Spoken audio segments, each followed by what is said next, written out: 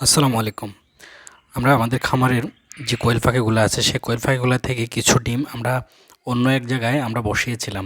সেখান থেকে দেখতেছি আমরা যে এগুলোর মধ্যে ভ্রূণ আছে এবং এগুলো থেকে বাচ্চা ফোটানো সম্ভব। সেজন্য আমরা চিন্তা করছি যে আমাদের কোয়েল পাখি দিয়ে আমরা নিজেরাই বাচ্চা ফোটাবো এখন থেকে।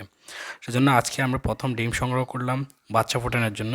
এই যে প্রথমে আপনারা দেখছেন যে ডিমগুলা, এই ডিমগুলো আজকে সংগ্রহ করছি এবং এগুলো বাছাই করে আলাদা করছি যে আমরা খুব শীঘ্রই ইনকিউবেটরের মধ্যে আমাদের এই ডিমগুলো দিয়ে আমাদের খামারে আমরা বাচ্চা ফোটানো শুরু করবো ইনশাআল্লাহ। তো আমরা একটা জিনিস হচ্ছে যে আমরা গত ১ মাস যাবৎ কোয়েল পাখি পালন করে আমরা যেটা আমাদের অ্যানালাইসিস হয়েছে সেটা হচ্ছে যে আমরা মোটামুটি কোয়েল পাখির মধ্য থেকে একটা ইনকাম করা আসলে সম্ভব। এটা হচ্ছে আপনার পরিচর্যা এবং আপনার পরিশ্রমের উপরে নির্ভর করবে যে আপনি আসলে কোয়েল খামার করে কতটুকু সফল হতে পারবেন। তো অবশ্যই আপনাকে লক্ষ্য রাখতে হবে আপনি যে কোয়েল খামার করবেন সেই কোয়েল খামারের মধ্যে কোয়েল কোয়েল যে ডিম দিবে সেই ডিম আপনার বাজারজাতকরণের উপরে অবশ্যই আপনি নজর রাখবেন যে আপনার এলাকায় বাজারজাত করা সম্ভব কিনা এবং ডিমের দাম কেমন এবং খাদ্যের দাম কেমন।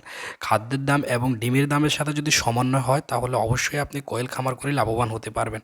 অন্যথায় কোয়েল খামার করে আপনি লোকসানে পড়ার সম্ভাবনা রয়েছে। তো আপনারা যারা খামার করতে আগ্রহী এবং খামার করতে করার চিন্তা ভাবনা করছেন তারা অবশ্যই আপনার স্থানীয় এলাকা দেখবেন এবং এলাকার বাজারগুলো দেখবেন যে আপনার বাজারের কী অবস্থা এবং যার থেকে কোয়েল পাখি ক্রয় করবেন ওই ব্যক্তি থেকে সঠিকভাবে আপনি কোয়েল পাখি ক্রয় করাটাও একটা চ্যালেঞ্জিং বিষয়। কারণ হচ্ছে যে যারাই কোয়েল পাখি বিক্রি করে তাদের অধিকাংশই হচ্ছে যে আপনাকে সঠিক বয়সের কোয়েল পাখি দিবে না এবং স্ত্রী পুরুষ বাছাইয়ের ক্ষেত্রে আপনাকে সঠিকভাবে তারা বাছাই করে দিবে না, যেটা আপনার খামারের জন্য বড় ধরনের একটি ক্ষতির সম্মুখীন হতে পারেন আপনি।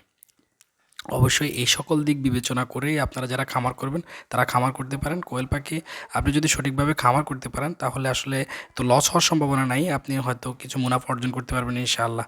তো সবাই ভালো থাকবেন, সুস্থ থাকবেন আর আমাদের জন্য দোয়া করবেন, আমাদের খামারের জন্য দোয়া করবেন। আসসালামু আলাইকুম রহমতুল্লাহ।